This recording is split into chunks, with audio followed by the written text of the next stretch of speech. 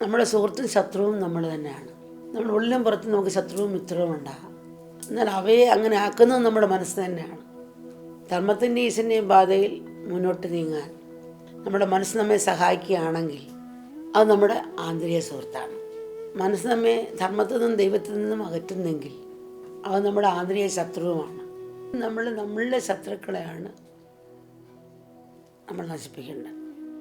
നമ്മുടെ ഉള്ളിലുള്ള ശത്രുക്കൾ നമ്മൾ അതിനെയാണ് ലാളിച്ചുകൊണ്ടിരിക്കുന്നത്. അവനെയാണ് നമ്മളെപ്പോഴും ലാളിച്ചുകൊണ്ടിരിക്കുന്നത്.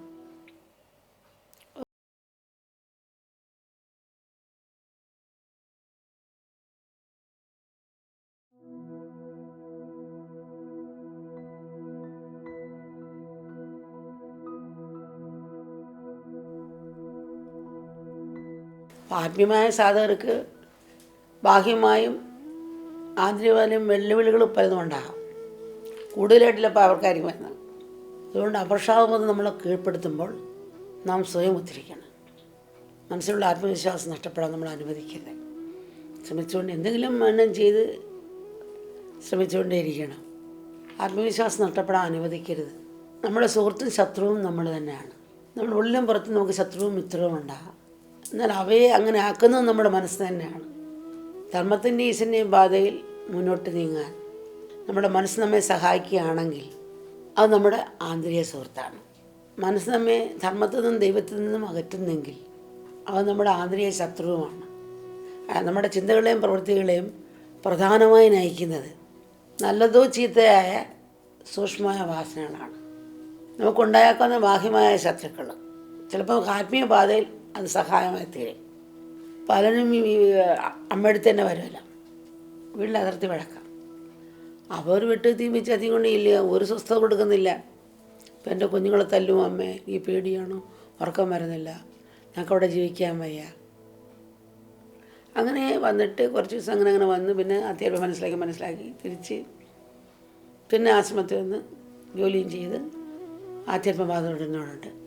ഈ ശത്രു കാരണമാണ് ഇവിടെ വരാൻ സാധിച്ചതും. അവർ ആത്മീയ സാധനം അനുഷ്ഠിച്ചുകൊണ്ട് ശാന്തപൂർവ്വം ജീവിതം അവർക്ക് നയിക്കാൻ സാധിച്ചു. അമ്മയോട് തന്നെ ഒന്ന് പറയാനുണ്ട് പല മക്കളും. ഇന്ന് ശുദ്ധം നാളെ ദുഷ്ടനാകാം, ഇന്ന് ബന്ധു നാളെ ശത്രുവാകാം. എല്ലാം മാറിക്കൊണ്ടിരിക്കുകയാണല്ലോ. ചിലപ്പോൾ ബാഹ്യമായ ശത്രു തന്നെ സുഹൃത്തും സഹായമായ ഒരു ആപത്ത് സമയത്ത് മാറാം. പലരുടെയും അമ്മ കണ്ടിട്ടുണ്ട്.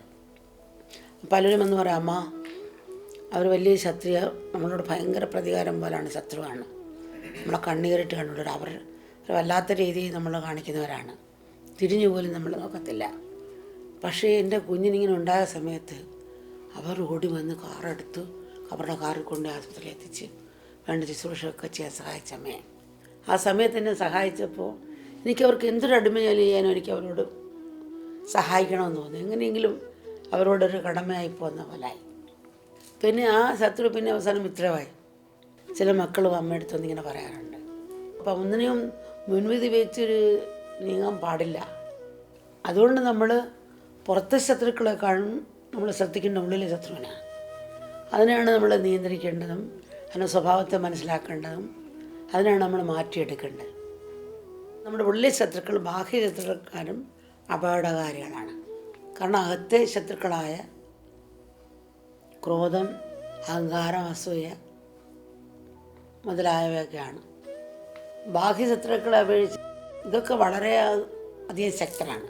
നമ്മുടെ ജീവിതം അത്യന്തം ദുസ്സഹമാക്കാൻ അവയ്ക്ക് സാധിക്കും. മാത്രമല്ല അവയുടെ സ്വാധീനത്താൽ നമ്മൾ ചെയ്തു കൂട്ടുന്ന ദുഷ്കർമ്മങ്ങളുടെ ഫലം അനുഭവിച്ച് തീർക്കാൻ നമുക്ക് അനേക ജന്മങ്ങൾ വേണ്ടിവരികയും ചെയ്യുമെന്നാണ് അമ്മയ്ക്ക് തോന്നുന്നത്.